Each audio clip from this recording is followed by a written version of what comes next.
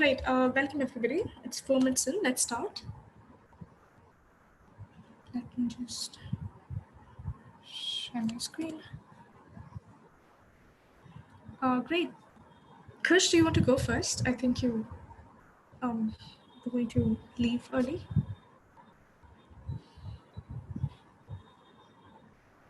Yep.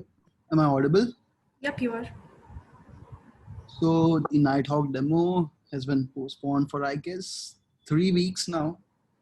So I guess now we are ready to have a look at how Nighthawk is provisioned in Meshery and how the results are looking in the 4.io format. So can I share my screen? Sure, go ahead. By the way, welcome to the call, everybody. It's the Meshery development call. And so, Kush, do you want to give a little bit of a background as to what the heck Nighthawk is? Sure. So it will be better when I will share my screen to give a little background to.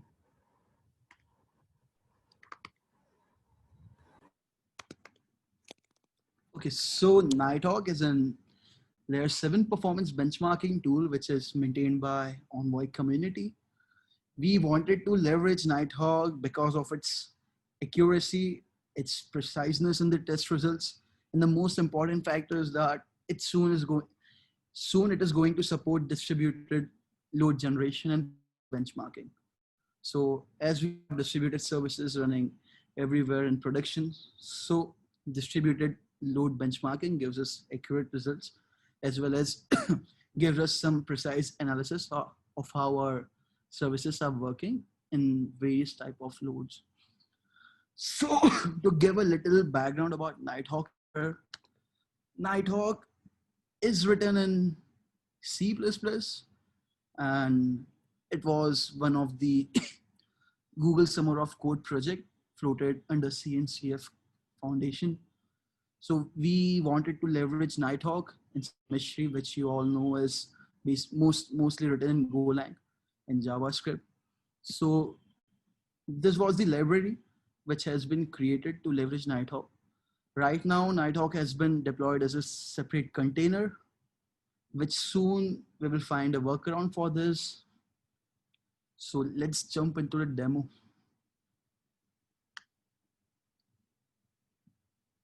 Yep. So here it is. My screen is visible. Yep, it is. So we have got a pretty Nighthawk option over here. And so let's just fill in the fields. Nighthawk demo. Right now, it only accepts HTTP and HTTPS URL. And in future, we are going to provision a gRPC server for Nighthawk so that we can get more variety of service to get in the load testing. GitHub.com. Let them be intact and run the test. So the test has started. And if you will see the logs over here. Yep. So here you can see that what are the arguments given, and here is the load generator. So from the library, it also says that what are the arguments given. Right now we are using 4.io format, since you know that we already have 4.io UI visualizer integrated in the Meshery. So yes, I guess the test is it will take some time because right now Meshery is now querying the nodes. Yep, they complete. Yep. So here's the test result, which has been run using Nighthawk load generator.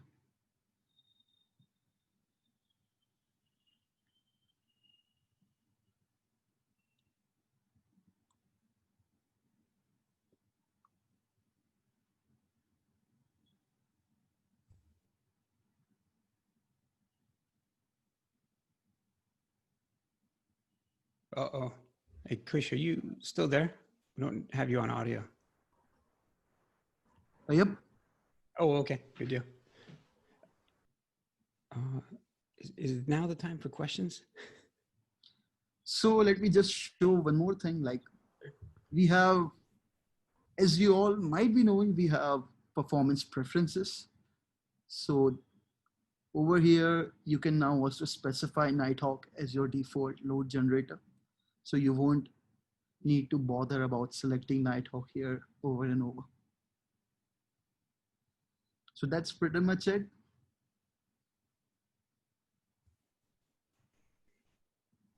Awesome. Great. Does anybody have any questions?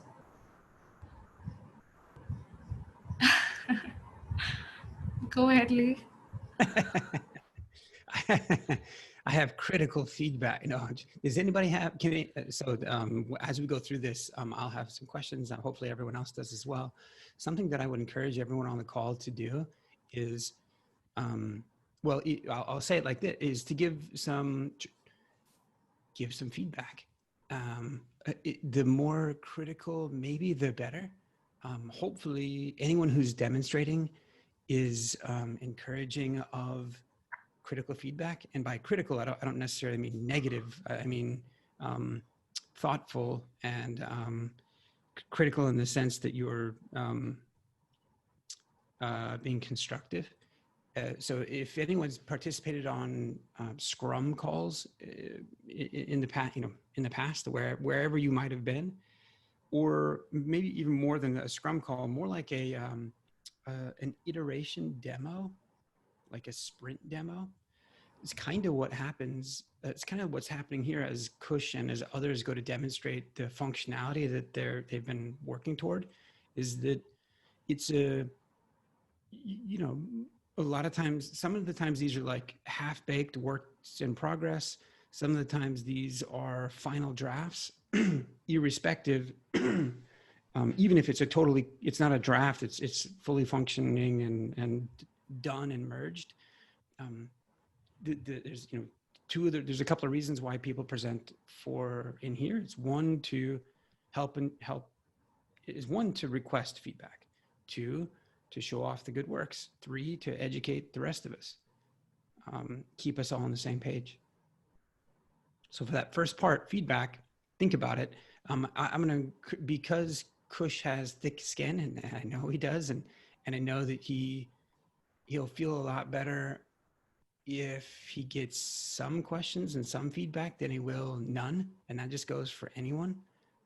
I encourage you to pick out one thing here that you think either can be improved or that you really like. Either the two of those or both. Kush, for my part, I'm curious about if, I don't know how much time you've been able to spend sort of looking at the test results themselves. But understanding that each of these three load generators will do their statistical analysis a little slightly differently. I'll say there's a dramatic difference between the way that the analysis is charted and presented between Fortio and WRK2. It's a dramatic difference. You can see WRK2 will have this stepwise cumulative charting of the latency and the throughput. Yeah, how's it been for Nighthawk? Is it let me just grab a Fort.io results. This might be it. Yep. So for the responses which are recorded over here, so for Fort.io we get a P99, I guess, and for Nighthawk in the stepwise graph we basically get more of the P's. Like if you will see on the graph, P70, P87, P54, like some more details are recorded over there. So Nighthawk test is basically more descriptive than the Fort.io one. But since in the results we have only leveraged the showing of these 5 standard fields, so like you will actually not see the accuracy of the complete Nighthawk, which gives like complete accuracy which Nighthawk gives with the test results. Do you have a list of it'd be okay? Yeah, that's an interesting thing. Do we? Yeah, how do we? So right now we're not showing the. Wait. Let me make sure I'm capturing this correctly. It's is does Nighthawk produce more percentile results Yep. So like, or okay. see over here, there are several percentiles which are actually not yet captured in our details. Or if you will just see, uh, the SMI logs are messed up. Mm. Let me just run another test so you will be able to see the test results, which is generated by Nighthawk and which is raw and not converted into Fort.io format. Okay. That should do.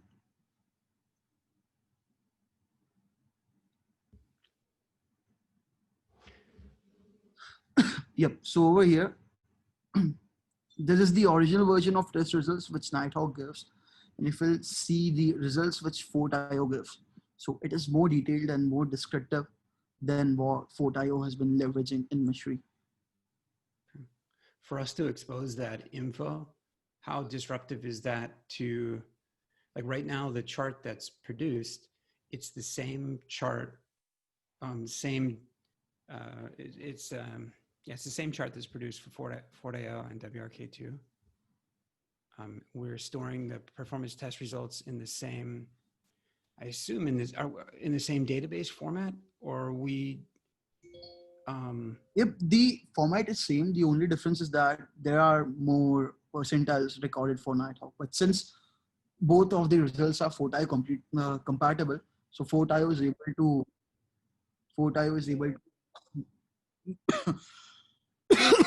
sorry, so it can plot the graph.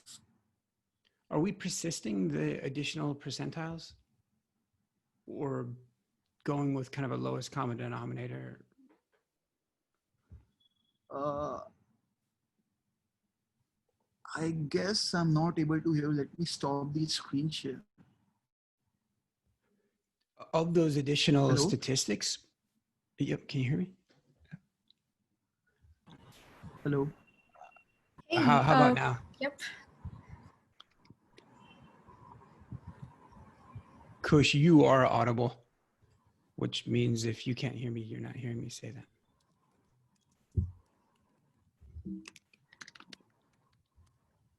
How about now, Kush? How's your audio?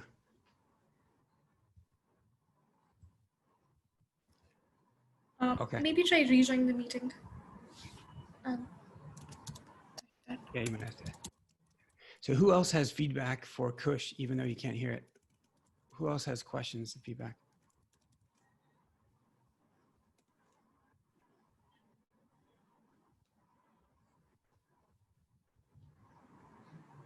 Am I audible? Yep. Okay, I don't know what was the issue because my bandwidth is quite better right now. Okay, so let me just share my screen again.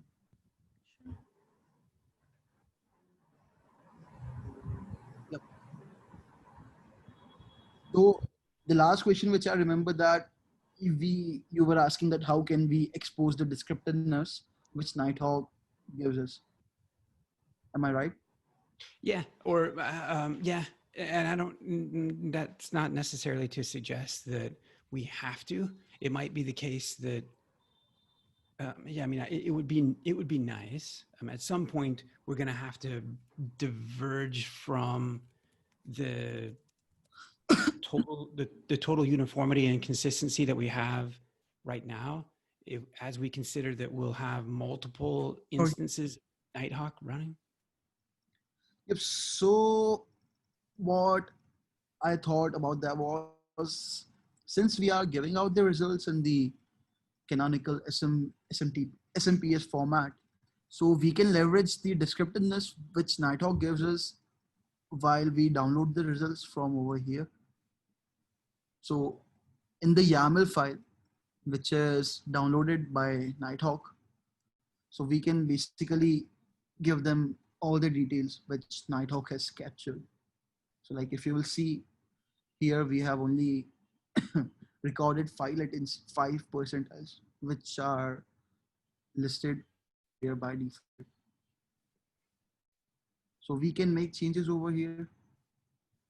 What's your suggestion? The one, I'll note for everyone on the call that that's an open area of work for anyone who's Golang capable, that we're capturing a bunch of statistics, but when someone goes to download those, we're only giving them so many in the service mesh performance format, the SMP format. Kush, I guess your question probably answers one of my other questions, which was an acknowledgement that while we're not visualizing all of the results right now, that we are, it sounds like we are persisting the full details of Nighthawk results. Yep. Oh wait, I missed that. That's a, you Yes. said yes? Okay. Great, then yeah, Because let me just give you another example over here. So this was the test which I run just right now. So over here you can see P80 has been captured. So if I will just grab the latest test, you can see there are six. There are 6 percentiles: 50, 75, 80, 95, 99. So I don't know what's the issue over here, that if the UI is unable to leverage all the percentiles over here, or is it something with the Golang server or the handler? But it is quite irregular. Like here you can see only 5, and that's the following discrepancy is only in the case of Nighthawk. Like for Photo.io, you have 5 well-defined percentiles.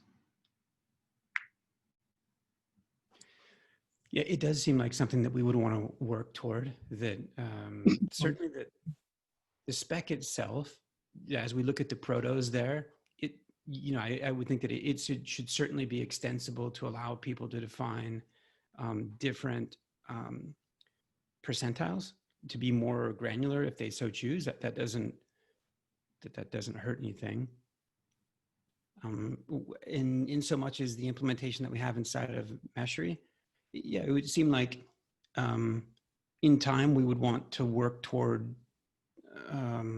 exposing all of that granularity. You know, first capturing it in the data store, then also, you know, exposing it.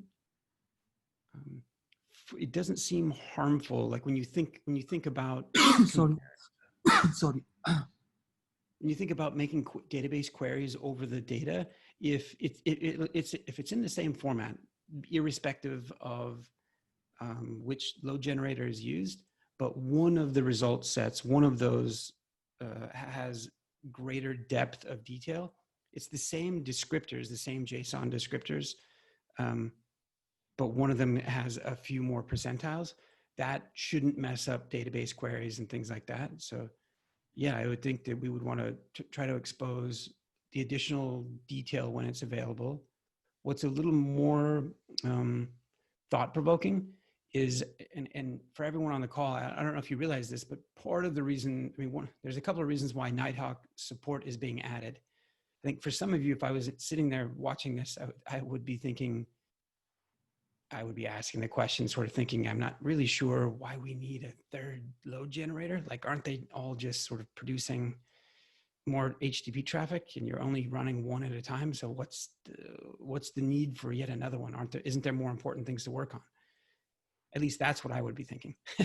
And so the point of the biggest point of why support for Nighthawk is being incorporated is to go after the goal that we haven't done, that we collectively haven't done yet. And that goal is to not just run an instance of a single load generator, but it's to run multiple instances. And that actually, I think as we engage with the Envoy team, there could be a lot of work there, or there will be some work there. And it depends on whether or not they're carrying the burden of coalescing result, statistical analysis from each of the individual Nighthawk instances or not. If they are, good, there's less work for Meshery to do. But either way, when you think about it, Kush, let's say that there were 3 Nighthawks running. The users are going to want to look at results, statistical analysis from 4 perspectives in that case. Look at it from a perspective of each of the individual load generators that were running, each of the 3, and then also look at the 4th overall sort of coalesced results.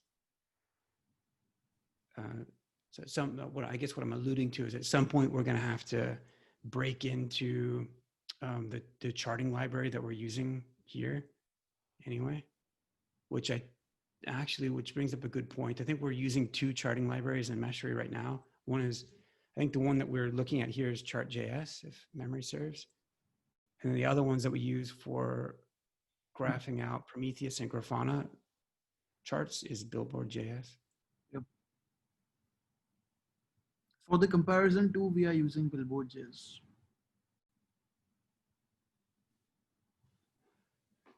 Anybody else have feedback, comments, or questions?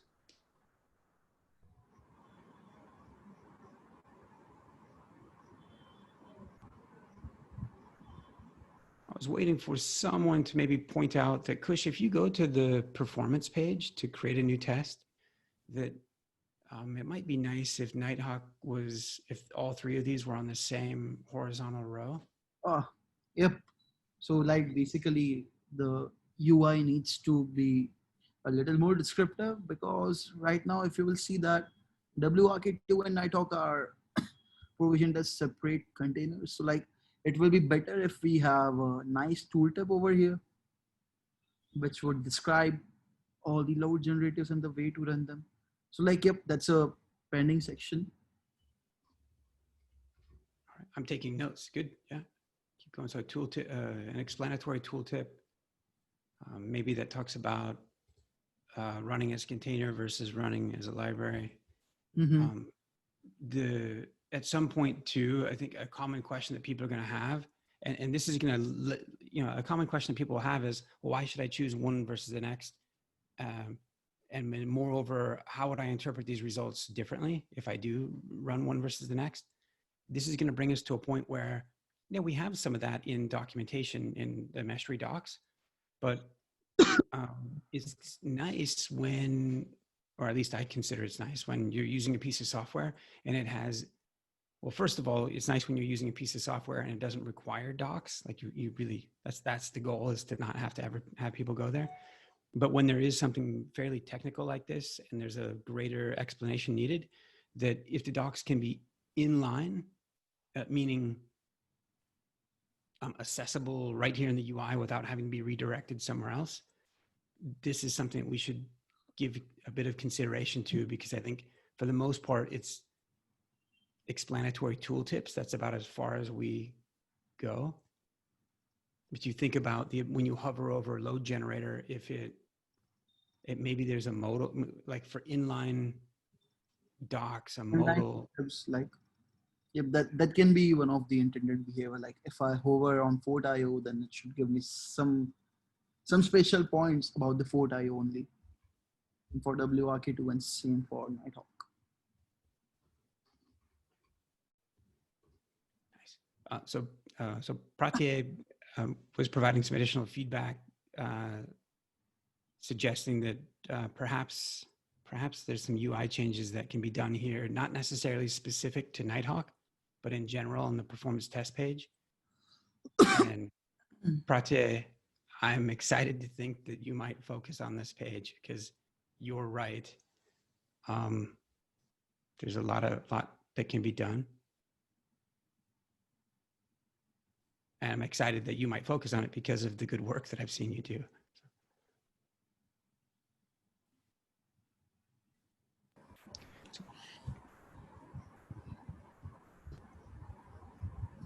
Yep, this is made with React. Pratyay.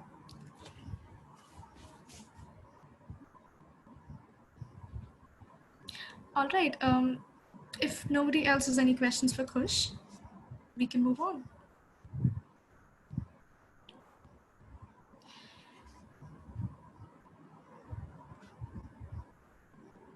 Just let me share my screen.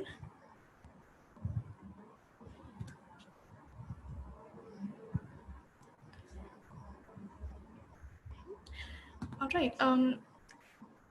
One of the articles in the agenda today is that Layer 5 is participating in Hacktoberfest.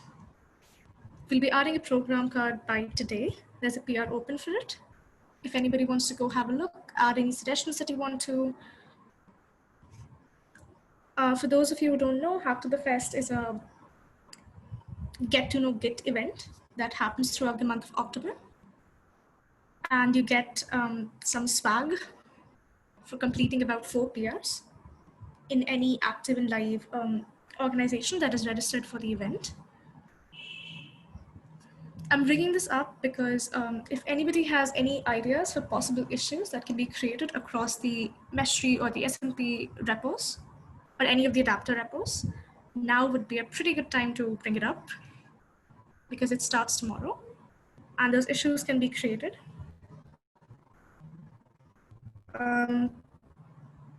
I'll add a link to a Google Doc here. You can go ahead and add your ideas in here or anything that you need, anything that you need done or that can be passed on to an issue that any contributor may pick up. Any issue that you create for Hacktoberfest must include the Hacktoberfest label on GitHub, which is being added to all the repositories under Layer 5. And that's it. Please do suggest any issues that you want to. This is a pretty good way of getting word out. Anybody has any suggestions or anything to add to that? There was a question about whether or not the tweet had gone out saying that Layer 5 is participating in Hacktoberfest. So it hasn't because the program card hasn't been merged yet. It will by today. It will what? It will go out by today. Okay. Definitely. All right. Any other feedback? Hey, would adding tags of the programming language which you are going to use would attract more people? Possibly, yes. That's a good Because point. basically people are going to Google search, right? They're not going to come in Meshery and say, I'm going to look over here. That's a good idea. Let me add that. All right. Any other suggestions? Anybody?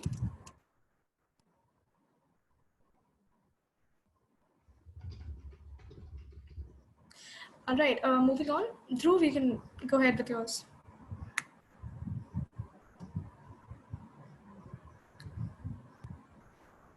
Dhruv?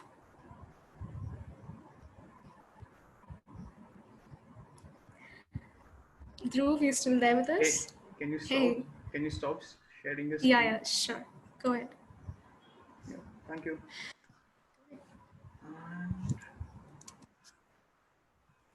Yeah. So this is a very small change, but I'm sure Lee's gonna take this time to tell what he wants conference to be, the page to be. Basically, I shifted the SMI test results into a new navigation tab, right? And currently the conference navigation bar and the SMI results bar lead to the same SMI results. We have not decided what we want to have in the conformance page for now, at least.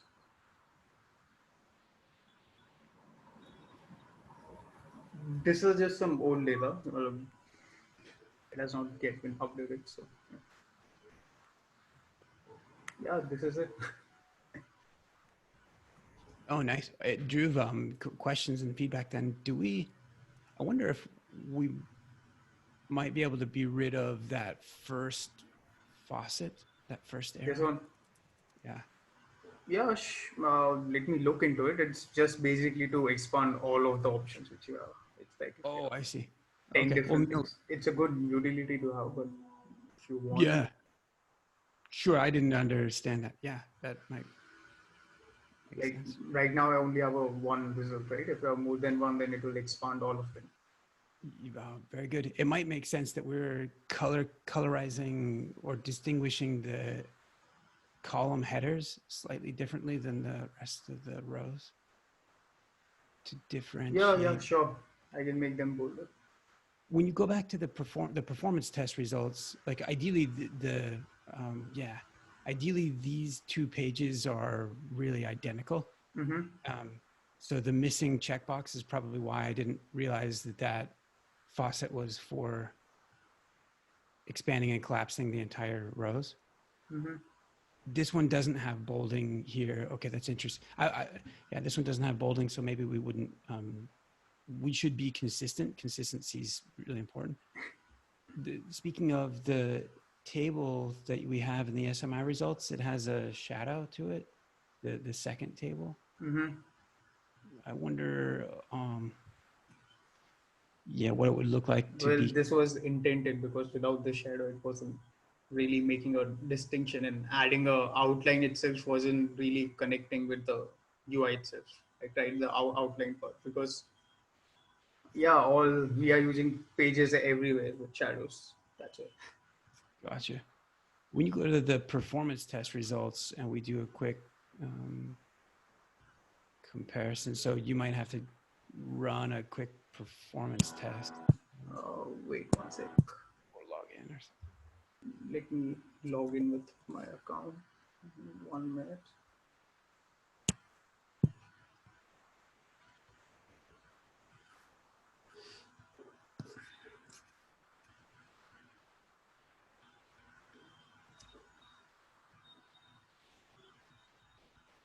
But then we won't be able to compare the SMI results, right? Because they're not.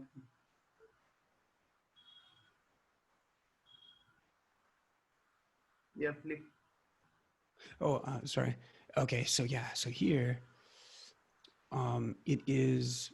There's no shadow. It's just an additional set of data. Like the challenge that we're having, or the reason why a drop shadow was used on the SMI results was because it sounded like what you're saying is without it, it's like really hard to offset the table and table effect. Okay, if you want a different UI, then what we can do is similar to this. Instead of having a paper itself, we can have different sections assigned, right? Yeah, if it does, But hopefully, I could see that maybe it wouldn't work or something, but like hopefully we would try to make it the same, and then, but if it's not working, I understand if we need to deviate. mm-hmm. So this one, right now, this one has the ellipsis on the right hand side to get a modal with like so that here that we're getting a visualization, and if the user wants to get the tabular format for that visualization, they click on the ellipse, Mm-hmm. and which I think is an issue that continues to plague us in some areas. Here. But they normally get the modal that Kush was demonstrating earlier, like one like this. So if we just refreshing on the user interaction here, if we go back and look at the SMI results. We won't have a detailed space right now. I can add that. Well, and I don't know. It's just sort of an open question. Like, is that necessary? Maybe we don't. If all the details are already there in your other example. Mm-hmm. Well, I need to. You Oh, I won't see. be able to see it right now Oh, because I'm not logged into local Meshery user, right? gotcha. But yeah, anyway, I guess that's sort of just maybe the biggest general feedback there is to the extent that we can reuse and provide a consistent experience, we would want to start from there and deviate if necessary. I mean, hopefully not necessary, but deviate if needed. Sure. What I can do is I can show you some different formats, if you like, of that table itself.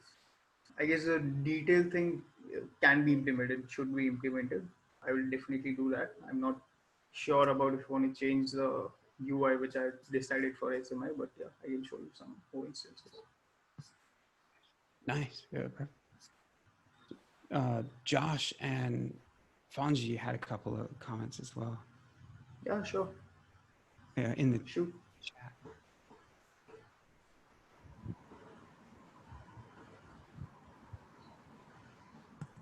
Josh, if you're going to speak up, please go ahead. Fonji, I don't think your audio situation is that good. Okay, Josh is saying, can you tell what the top rightmost icon represents in conformance page? This one. Well, it's not representing anything right now, but we have I plans think for he it, means right? the rightmost one in Oh, the top navbar oh, I'm so sorry. My bad. next to the settings, I think. Yeah, this one. This is basically a filter which we can define right now. But So like as I saw, it was not present in the results page. So like just I just asked for out of curiosity. yeah, So yeah. I See, don't have any much knowledge about it. So just the MUI table which we are using have certain things which we have disabled right now, like downloading the data, printing the data, searching for specific things, and like choosing which columns which you want to have, right? We have just enabled searching in columns for results, and for SMI results I also added filters. okay, cool. It's an inbuilt function. And another one, can we have a collapse all show when we have more than one items? Just my thoughts. Yeah, I guess this button over here was the answer to that question, if I'm not wrong. It will collapse all to show all the results, right? Yeah, or I think what Fonji was saying, maybe we wouldn't have the collapse all show hide all if there are 0 or 1 results, but only Uh-huh. when there's like 2 or more. Okay. But Yeah, well, it's okay. Yeah, we can do that. It's fine reading, but for now, yeah. I guess we need to implement that on the performance results page itself too. probably, yeah. Yeah. Yeah. Actually, the SMI test results table has, or at one point had some pretty cool options. I think some options that you wouldn't find on the performance test table. Yeah, I disabled them Oh, okay. because I didn't see them used over here, so I Oh, got it. assumed. But to your point, like it might be the case that those are nice things to have. I think one of them was like the ability to print the page or like turn it into export it in a, I don't know if it was export in a PNG, but No, not those a might be, PNG, JSON file, I guess. JSON or YAML, I don't remember, but something like that. those might be nice to haves on the performance test results. Like it might be. Yeah, sure, but the problem over there would be right now if you click on that, it will just give you the results which is shown over here. It won't give you the details results too, which we are looking to get basically.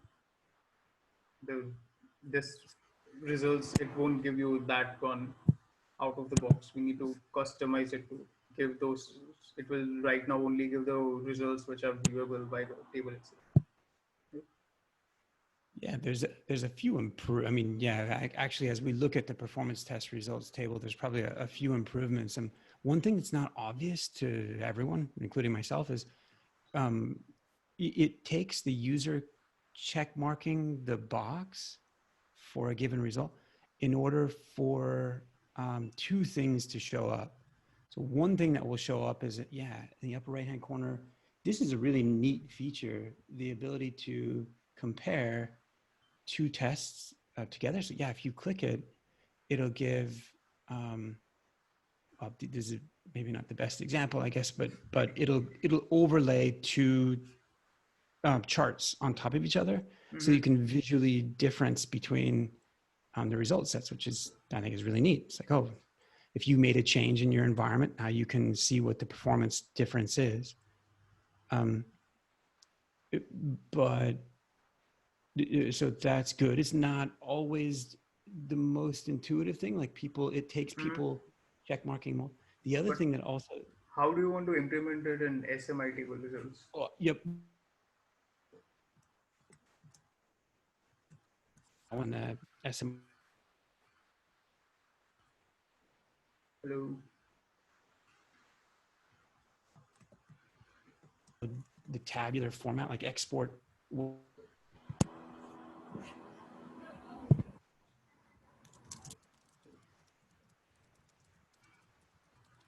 Hello, I can't hear you for some reason. I can't either, actually. Oh, Lee, you still with us?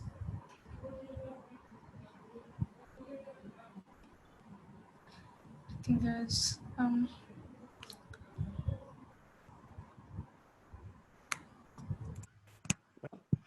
guess it was yep, just me. he's back. Zoom crashed.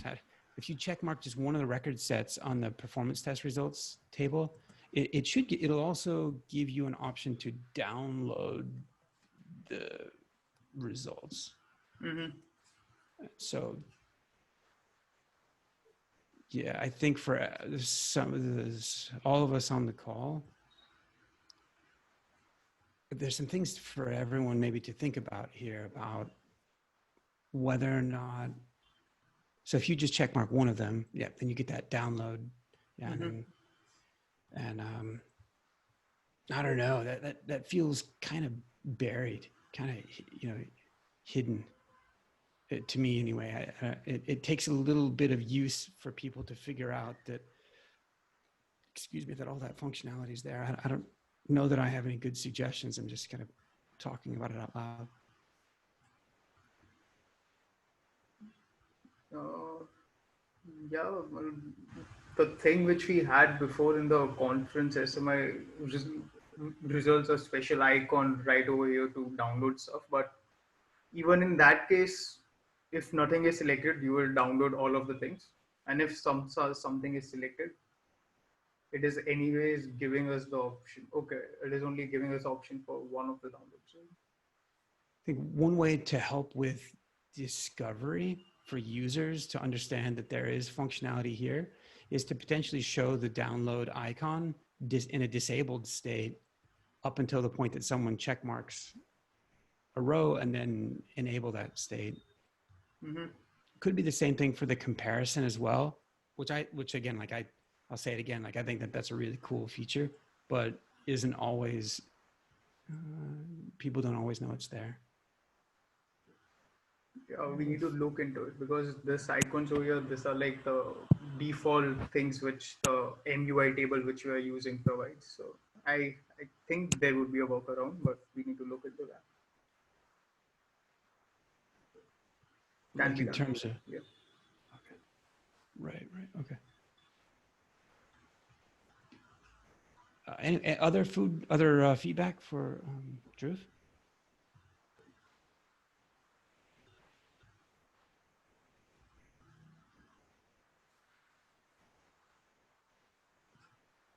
Dhruv, if you can you go back? Can you show the SMI conformance table one more Yeah. time?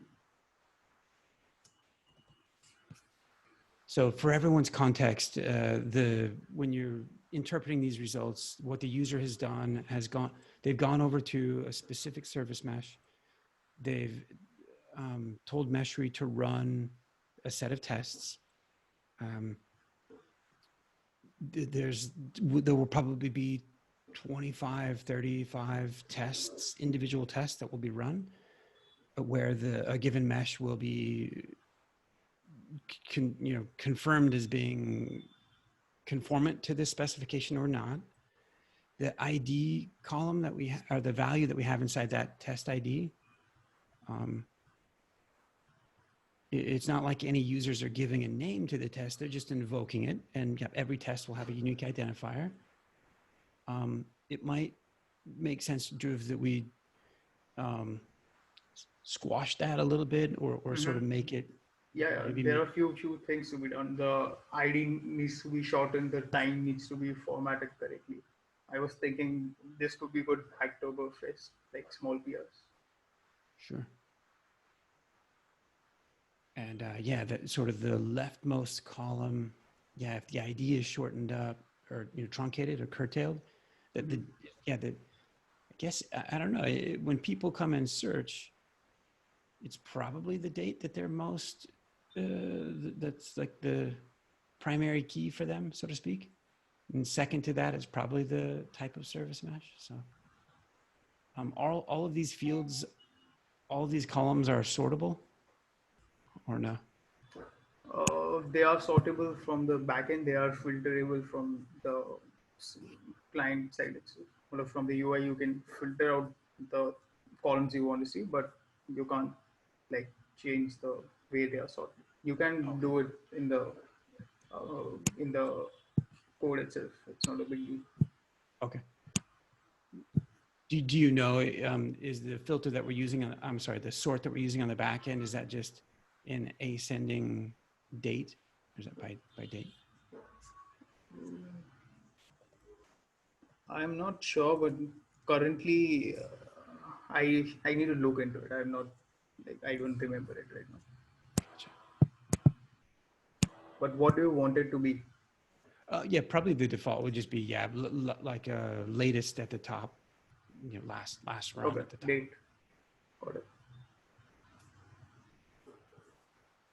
Interesting. Yeah, if so, this is we were talking a little bit earlier about the notion that there's we can begin to bring in some inline documentation on the demonstration that Kush was giving. This is probably another example where there's a little more info that people are going to want, that are generally going to want to understand, and it's like it's one of the questions that people are going to have is when they see a test result fail, they're going to want to know the reason, for sure. And the reason could be, right now it's a not found. It's a very short reason. This CRD is not found. Mm-hmm. And it could be longer. So we'll want to have a plan for how to control that length and yet still give people full details. So I don't know if guess that's redirecting them to the documents which would finally make would be something good, right? that makes total sense for the question of like, what is this test and what is being tested? That makes a lot of sense. It might be, again, like if we do it inline, it might be a modal where that documentation is relatively static and we can, but for the second question, which is like, okay, I understand what this test is, but why did it fail in this case? That might be a little more dynamic in terms of its length. So the reason column might be more dynamic. How do we handle that?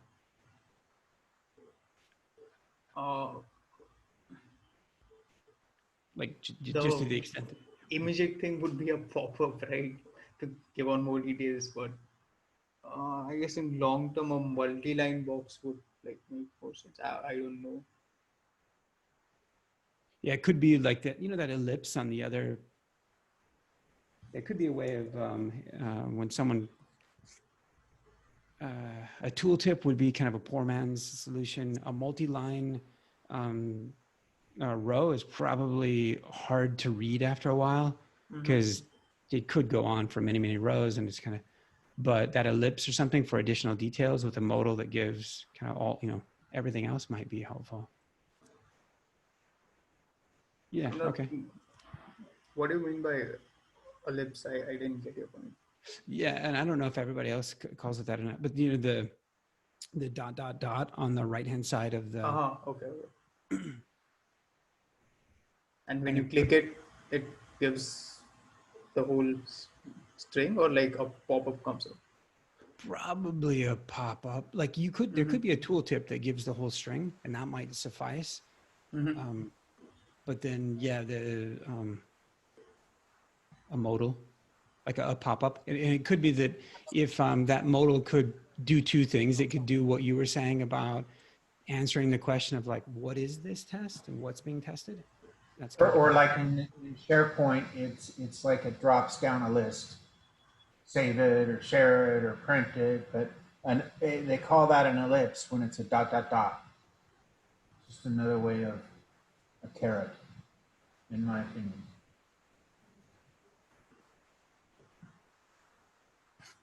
And yep. And by the way, speaking of nomenclature, does everybody else kind of refer to the menu as a hamburger? Like that the three stacked.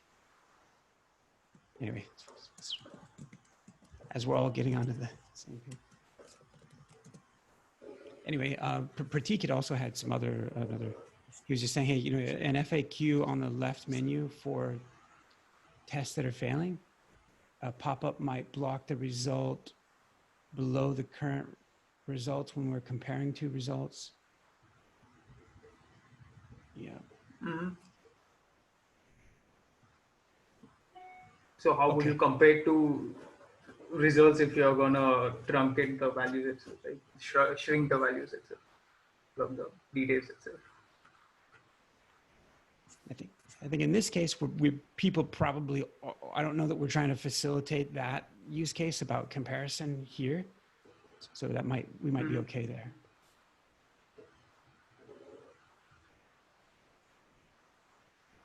Do we have any other feedback for Dhruv? Any other topics to discuss?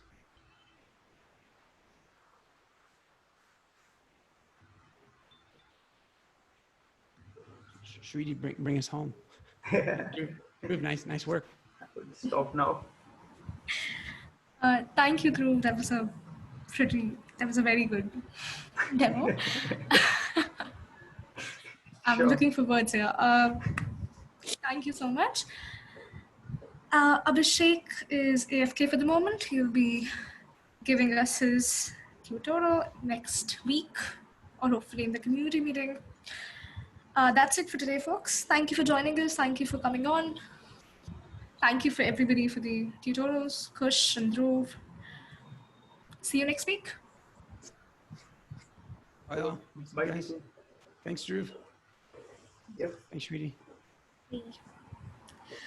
Maybe. Bye, Lee. Thank you.